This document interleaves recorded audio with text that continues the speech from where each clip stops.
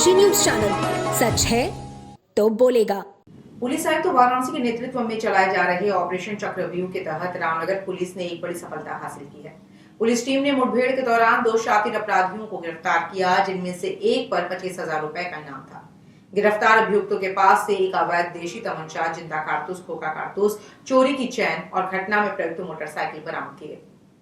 Police team ने उजाला barrier पर संदिग्ध वाहनों की चेकिंग कर रहे थे, तभी एक बाइक पर सवार 2 संदिग्ध व्यक्ति पुलिस चेकिंग देखकर भागने लगे।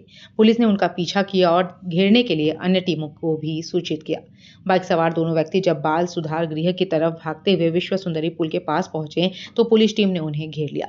बचाव में दोनों ने पुलिस पर फायरिंग की, लेकिन आत्मरक्षा में पुलिस ने भी फायर किया, जिसमें एक अभियुक्त अजय साहनी घायल हो गया, जबकि दूसरा अभियुक्त त्रिभुवन उर्फ गोलू उर्फ पंकज आत्मसमर्पण कर दिया।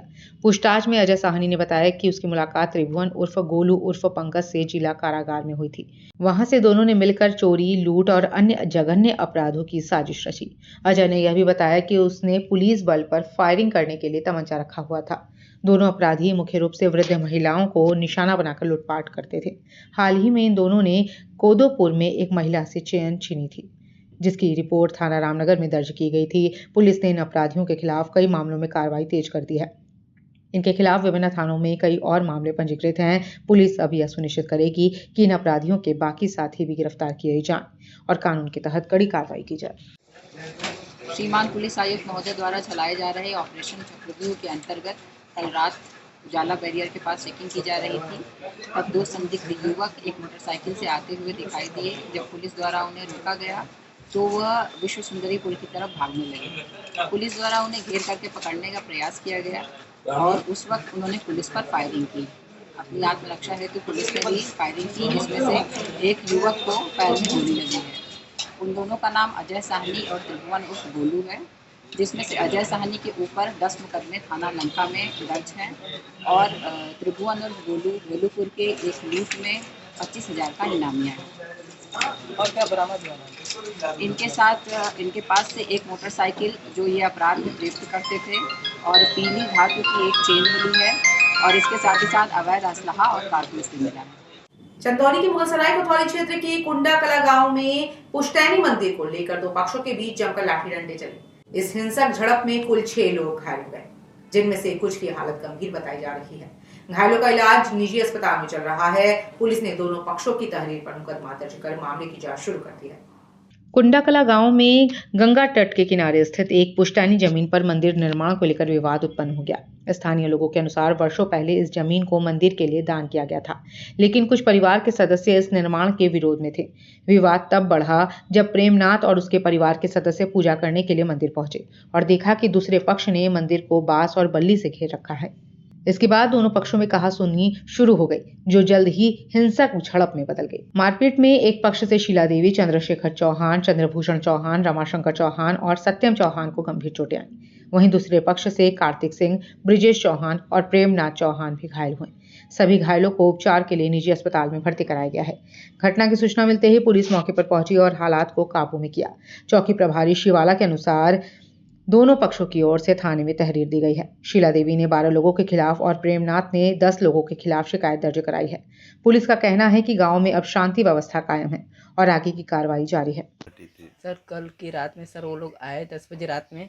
सर बिना पूछे ही सर वो घुसकर मारने लगे। तुरंत हम लोग सो रहे थे तो कौन लोग थे ये लोग? तो सर ये प्रेम चौहान, उनका बेटा ब्रिजेश चौहान, कार्तिक चौहान और एक ओम प्रकाश चौहान था।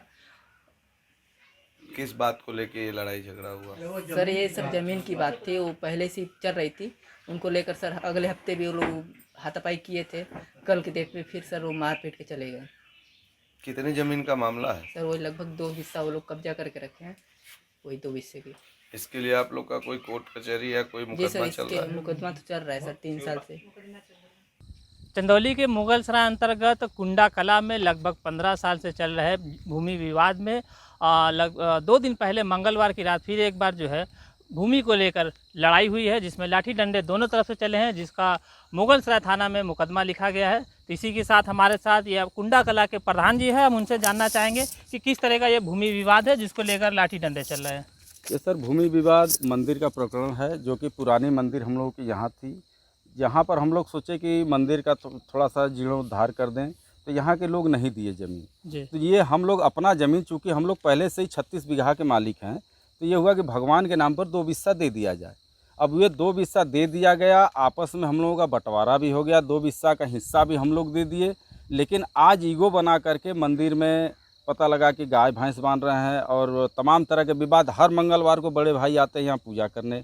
ये सारा ज़माना जानता है कि रात में प्रेम जाते हैं पूजा करने, कभी 12 बजे, कभी 1 बजे, कभी जब उनका वो हो जाए, लेकिन मंगलवार को ही करते हैं। जी। अब ये हर मंगलवार से, ये 2 बार से यहाँ पूरा परिवार अपनी औरतों को लेकर के ये करके, जब वो आते हैं तो फट्टा बल्ली से घेर देंगे, और जब ये हटाएंगे कि हम पूजा करें तो बस ढकेला शुरू, जबकि पतोह लगेंगी, नतोह लगेंगी, उसमें ये लोग उनको ढकेलना शुरू कर देंगी।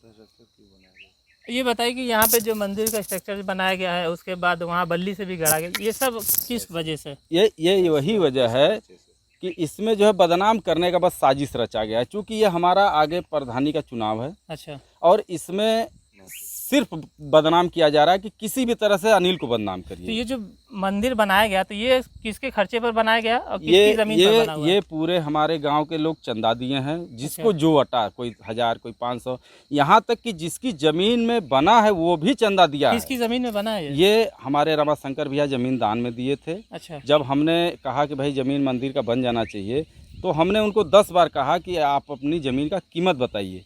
तो उन्होंने कहा कि हमें मंदिर के नाम पर अगर आप देना ही चाह रहे हैं प्रधान जी, तो हमको 151 रुपया दे दीजिए। और उसी टाइम हमारे बड़े भाई प्रेमनाथ सिंह ने उनको 151 रुपया दे दिए मंदिर के नाम पर। उसी दिन ज़मीन नपी और उसी के बाद से उसका नींव क्या पड़ा। लिखा और पढ़ी हुई इसकी? नहीं, लिखा पढ़ी ये जबान से ही सब हुआ है, लिखा पढ़ी में नहीं। ये हुआ कि आपस में है, वो आप हमारे में ले लिए, आप उनके में ले लिए, ज़मीन सबका बराबर है। तो लगभग अगर बात की जाए तो हर मंगलवार की रात को जो है चाहे दिन कहे चाहे रात कहे, तो लोग यहाँ पहुँचते हैं और यहाँ डी बाबा और काली मंदिर है जिसकी यहाँ पूजा की जाती है, जिसको लेकर दोनों आपसी पटीदार लोग हैं, आपसी ज़मीन विवाद को लेकर यहाँ पे जो है लाठी डंडे चलते हैं। और जबकि थाना मुगलसराय अंतर्गत यहाँ पे मुकदमा भी लिखा जा चुका है। अब देखने वाली बात यह होगी कि थाना यहाँ पर किस तरीके से दोनों पक्ष की कार्रवाई करता है और या फिर दोनों तरफ से कैसे दोनों में समाधान निकलता है। तो डेनकासी के साथ मोहम्मद इरफान, चंदौली से। नवरात्रि के मद्देनजर वाराणसी नगर निगम ने बड़ा फैसला लिया है। नगर निगम की कार्यकारिणी बैठक में यह निर्णय लिया गया है कि नवरात्रि के दौरान नगर निगम सीमा क्षेत्र में आने वाली सभी मीट, मछली और मुर्गी की दुकानों को बंद रखा जाएगा। वाराणसी महापौर अशोक तिवारी की अध्यक्षता में हुई नगर निगम कार्यकारिणी बैठक में लिया गया। इस दौरान महापौर ने दुकानों को बंद रखने के लिए कड़ी निगरानी और अनुपालन की दिशा में सख्त निर्देश दिए हैं। महापौर अशोक तिवारी ने कहा कि नवरात्र के पवित्र दिनों में धार्मिक माहौल बनाए रखने के लिए यह कदम उठाया गया है। उन्होंने अधिकारियों को निर्देश दिया कि इस आदेश का सख्ती से पालन कराया जाए और किसी भी प्रकार की लापरवाही न हो। देखिए, ये कल कार्यकारिणी समिति की नगर निगम की बैठक थी, तो उसमें ये प्रस्ताव सर्वसम्मति से पारित हुआ कि जो नवरात्रि के दिन हैं पूरे 9, तो उनमें जो है कोई भी पूरे संपूर्ण नगर निगम क्षेत्र में कोई भी मीट मांस की दुकान नहीं खुलेगी। ऐसा प्रस्ताव इसमें सर्वसम्मति से पारित किया गया है, तो उसका अनुपालन निश्चित तौर पर कराया जाएगा। क्या ये पूरे वाराणसी में लागू हो गया, देहात नहीं, और शहर दोनों? देखिए, जो नगर निगम का कार्यकारिणी समिति या सदन है, उनके जो निर्णय होते हैं वो नगर निगम का जो क्षेत्र है उसके लिए लागू होते हैं। तो पूरा नगर निगम का जो क्षेत्र है उसमें ये निर्णय लागू होगा। तो किस प्रकार से इस पर नजर रखा जाएगा, क्योंकि उसके बावजूद पिछली बार ऑर्डर हुआ था 2 किलोमीटर के अंतर्गत तो कई दुकानें खुली रही थी। देखिए, ये इस बार देखिए, इसका आप लोगों के माध्यम से भी और अन्य जो हमारा प्रिंट मीडिया उसके माध्यम से भी हम लोग ये पूरा प्रयत्न करेंगे कि इसका व्यापक प्रचार प्रसार करा दिया जाए, जिससे लोग पहले से ही सचेत रहें। और हमारी जो सचल दस्ते हैं, हमारे पास कैटल कैचर मशीन्स हैं और हमारे पास उसी के साथ उसके लगभग 10-10 की संख्या में लोग उसमें तैनात रहते हैं। तो ये पूरे शहर में घूमते रहते हैं उन वाहनों के साथ, तो वो उनके द्वारा ये प्रयत्न किया जाएगा कि इस पर नज़र रखी जाए। जो भी अगर इसका उल्लंघन करते हुए पाया गया तो जो सुसंगत नियम है, प्रावधान है, उनके तहत उनके विरुद्ध कार्रवाई की जाएगी। क्या जुर्माना क्या कुछ तय हुआ है कि अगर होता है जुर्माना? देखिए, जो नगर निगम एक्ट में और जो अब भारत न्याय संहिता जो इनकी जो सुसंगत धाराएं हैं उनमें कार्रवाई की जाएगी। पूर्व में भी इस तरह के जुर्माने और कार्रवाई की गई है और अगर कहीं आवश्यकता पड़ती है तो FIR की भी कार्रवाई कराई जाएगी।